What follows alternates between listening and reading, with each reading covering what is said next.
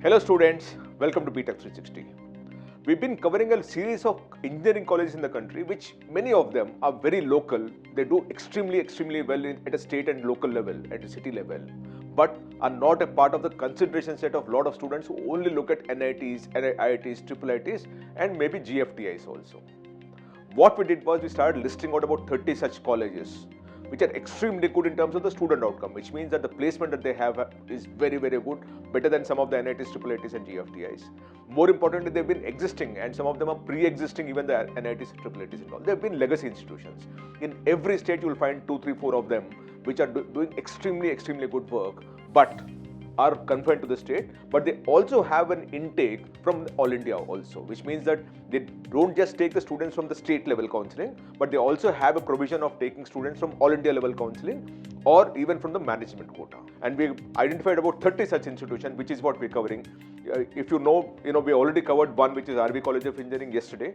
We're going to cover one today, and every single day we'll be covering one engineering college. So you as BTech aspirants also keep your eyes and ears open for the other colleges which are equally good as compared to what you are, which is IITs, NITs and IIITs. In that process, we're going to cover one more college today, which is based in Maharashtra. And it's actually based in Mumbai. Let me talk to you about this particular college. And before I move ahead and talk about this particular college, 3 requests that I have. Please do subscribe to BTech 360 and keep continuing to get notifications of some of the excellent work that my research team is doing. If you want me to cover any particular college of your choice, write to us in the message box. We'll be happy to cover that for you. And 3, if you want to talk to us directly, to our counselors, there is a WhatsApp number that I will give, because we know that not every student would want to interact with us on social media, which is in public domain. So if you want to talk to us personally, there is a WhatsApp number that we gave you here. Please write to us on the WhatsApp number, and one of our counselors will call you and fix up a time where our counselors will be able to talk to you personally. Now with this particular college, this is one of the highest ROI colleges in India. The ROI of this college, the fee versus the kind of salary that you get, is highest out here. The fee is less than 8 lakh rupees. The fee is less than 8 lakh rupees, right? Whereas the placement is extremely high. The placement is 97% with an average salary of 14.51 lakh. This 14.51 lakh is better than many NITs and IIITs, by the way, right? So it is that. Then you have global alumni. About 16% of its students who studied in this particular college are world over, which means that they're not working in India, they're working around the globe. Just imagine the kind of scale and size that they have. And it's located in the Bharati Vidya Bhavan campus, where about 100 plus colleges are there. So it's again a part of an education ecosystem where a lot of colleges are there, of which this is one of them, which means you're focused or you're studying at a place where education is what is spoken about. And very highly focused on branch structure. They actually do CSE, computer engineering and so on and so forth. So essentially this particular college is creating those courses which are meant for modern day technology, and working on only those courses and creating those kind of manpower and workforce for the country. That's the kind of college that we're talking of. The college I'm talking about is Sardar Patel Institute of Technology. This was created in 1960s. So it's not a new institution, it's 1960s. And whenever you're dealing with a very old institution, it also means that your alumni are all over the world, all over the country. So to that extent, the placement also becomes bigger, because your alumni would be working in different companies and now possibly risen up the ranks to be a very senior level functionary. And to that extent, it also benefits the college, because obviously the college will go back to that alumni and seek placement opportunities, which is what has happened in the case of SPIIT also, SPIIT, which is called Sardar Patel Institute of Technology. This is based in Mumbai. And by the way, this is emerged from an early institution which is called the Sardar Patel College of Engineering, which was established in 1961-62. So what we're dealing with is about 65 years of legacy of this institution that it has. It began in 1995 as a self-finance college. So 1961-62 there was a college, and then it converted to a self-finance college in 95. Became a autonomous college in 2017. In 2005 it became an independent institute, and in 2017 it became an autonomous status. It also gained the autonomous status and became one of the youngest Mumbai University institutes to achieve the autonomous status. Remember, this college is a part of Mumbai University, that you must remember, right? And it's backed by Bharati Vidya Bhavan.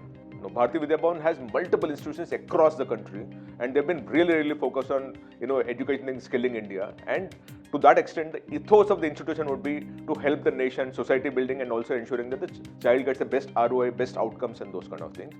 And it was built on a reputation as a premier technical institute in Maharashtra, especially in high demand branches like computer engineering. So it is very focused on computer engineering, and that is what you must. Now let me talk to you about data of why this college is very, very good and why it must be a part of your consideration set. And again, before I move again I'm requesting you, please subscribe to BTech 360 if you're not already done that. This particular college is Sardar Patel Institute of Technology, and that's what we're discussing right now. Now, this was established, as I said, 1961-62 is the origin of the institution, but the autonomous college came in 2005 and attained the status of autonomous in 2017.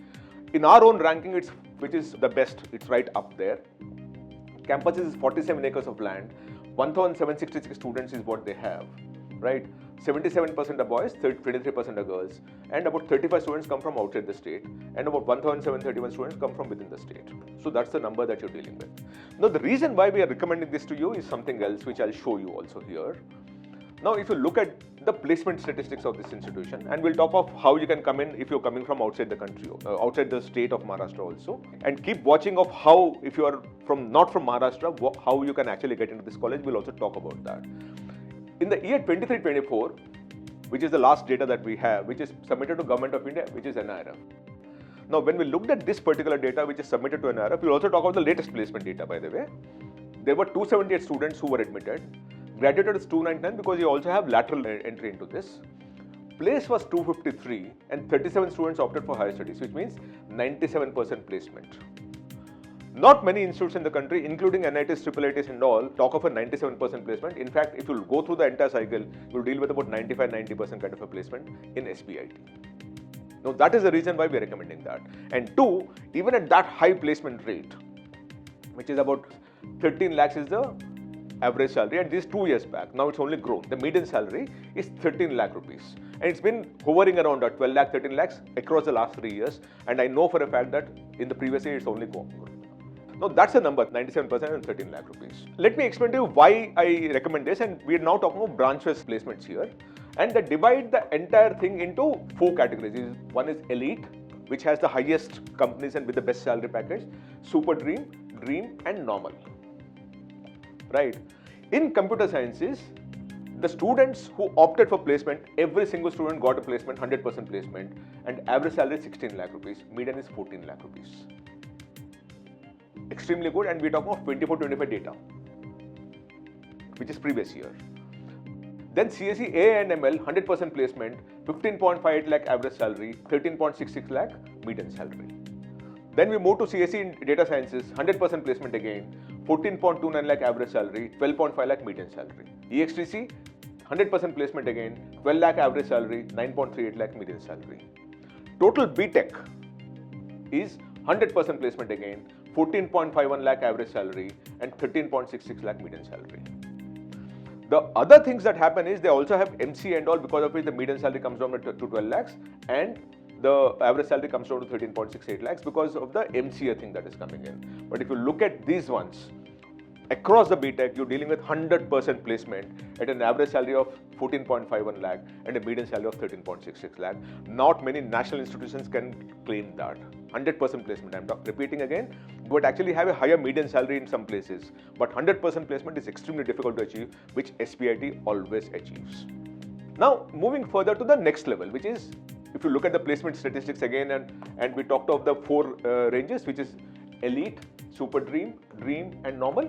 Now, when you look at that, again, you know, in 24-25, 106 students were placed in elite, which means they would have got a very, very good salary, right? In super dream, 182 students were placed, right? And in dream, 63 were placed, and normal, only 82 were placed. Now, that again is a good number for you to deal with in terms of the number of students who actually could get very good offers and then moved up the ladder and got that kind of a salary, which is where you will actually see that in 24-25, about 433 students were placed. Highest salary is 52 lakh rupees. But this is the breakup that you have, which means there are more number of people who are getting more salaries, and that's where you actually see the average salary being very, very high there. The median is slightly lower, but the average is higher because there are more students who are working on super dream and elite and very few on the normal side. Like when you have elite at 106 and normal at 82, which means elite is much bigger, and the super dream is 182 and dream is only 63, which is where you will always see the average salary being very high, whereas the median salary is slightly lower. Now, that is the kind of placement that this institution achieves year on year. When we compared this particular placement data with IITs, IITs, NITs and all, we found that about 10 IITs have a lesser median salary than 14.51 lakh, which is what is achieved by SPIT. 27 NITs of the 31 have a lesser median salary, and 11 IITs have less than 14.51 lakh salary. So which means that about 48 institutions, which are IITs, NITs and IITs, have a lesser median salary than SPIT at this point in time, which is where we're asking you to keep that as a part of consideration. Don't go by just the names. You know, all the coaching institutions will tell you that NIT, IIT and all, because they want to make that claim. It is far better for you to not get into one of the NITs at the lower rung, but get into SPIT if you can, because that guarantees a better outcome than what those NITs, IITs and all are giving. And I always request people, I always request parents, please understand the student outcome and deal with it. Don't go by the names. The coaching institutions always want to claim a certain number because they want to get the next bunch of 10,000 students to come into the college, to their coaching institution. But you should be aware of the options that you have, not just in those 75, 80 institutions, but beyond that also. And when you deal with that, you'll be better informed and you'll actually have a better student outcome at a very, very marginal price. The ROI will be extremely, extremely good. So keep that as your. In fact, for example, when we looked at it, we talked of 14.51 lakh being the median salary. IIT Dhanbad is 12 lakh rupees median salary. IIT Jodhpur is 12 lakh rupees median salary. IIT Bhubaneswar is 14 lakh median salary. And similarly, NIT Trichy is 14.35 lakh. Roorkela is 15.25 lakh. NIT Delhi is 15.9 lakh.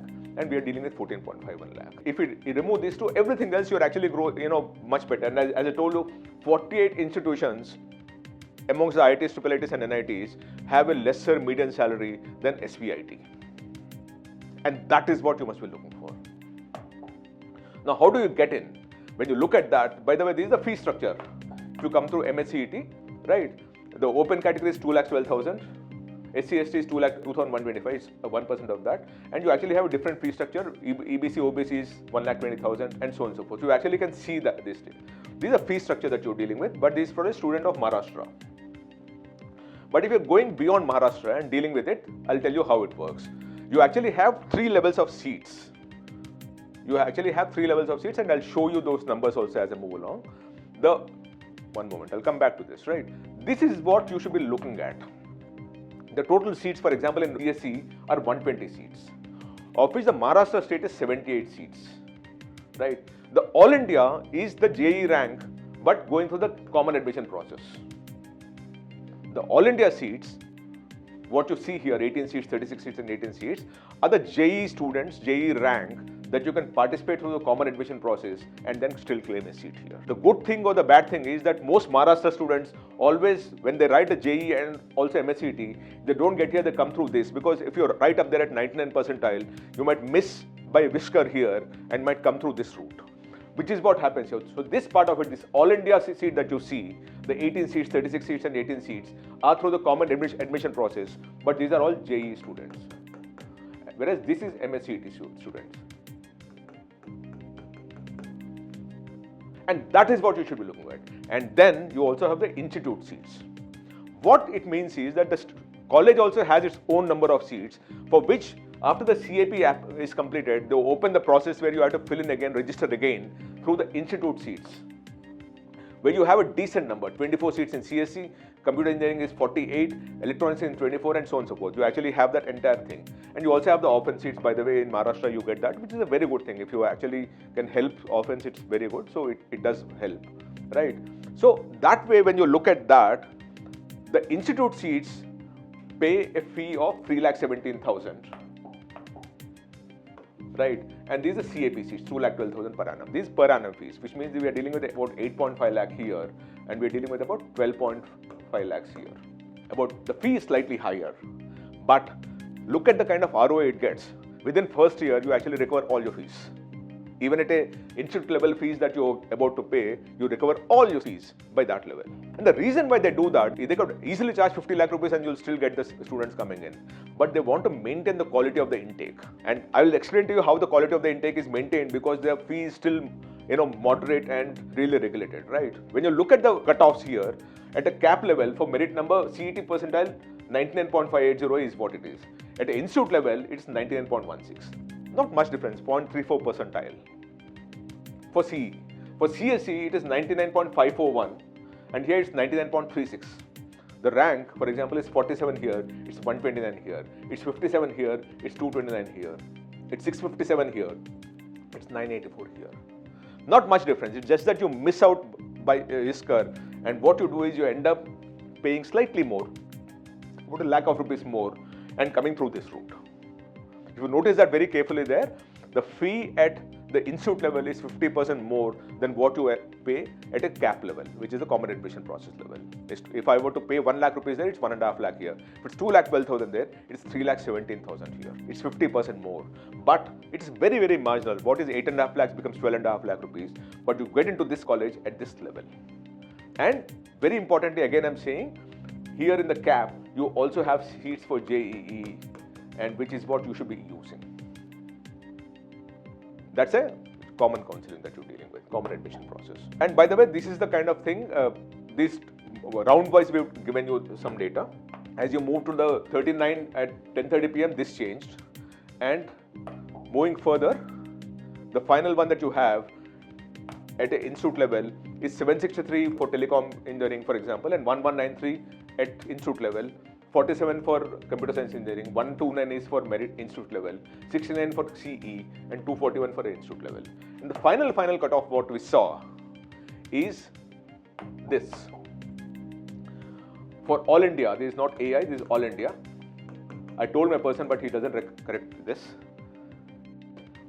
My research team always, I tell them, don't use AI, it's not all India, it's no longer AI is all India, it is now artificial intelligence. But anyways, the CSE is 1271, maximum all India closing merit for CSE at 99.059. B computer engineering 1530 at 98.85 percentile. And B electronics is 2242, which is 98.180. You know that in NITs and all, unless you get about 99.5 percentile and above, you don't get there.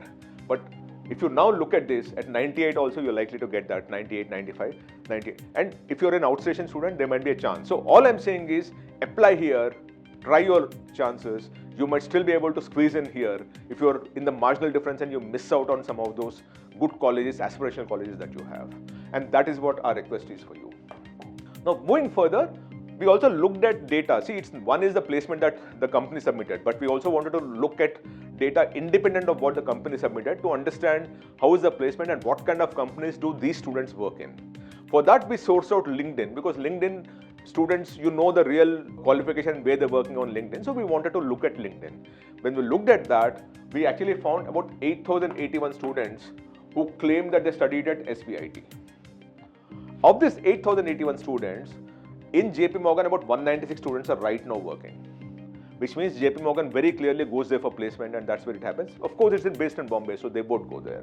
In fact, over a period of time, 340 students, 2 students of SBIT have gone through the gates of JP Morgan, of which 196 they're still working. In Barclays, 79 students are working. At some point in time, 277 students passed through the gates of Barclays, in the sense that they worked at Barclays and then moved up into different companies. In Amazon, 254 students worked and 78 right now are working. In Nomura, 140. Nomura is the investment bank. 142 students worked, and right now 74 students are working. Which means these companies at any point in time are actually going to SBIT for recruitment purposes.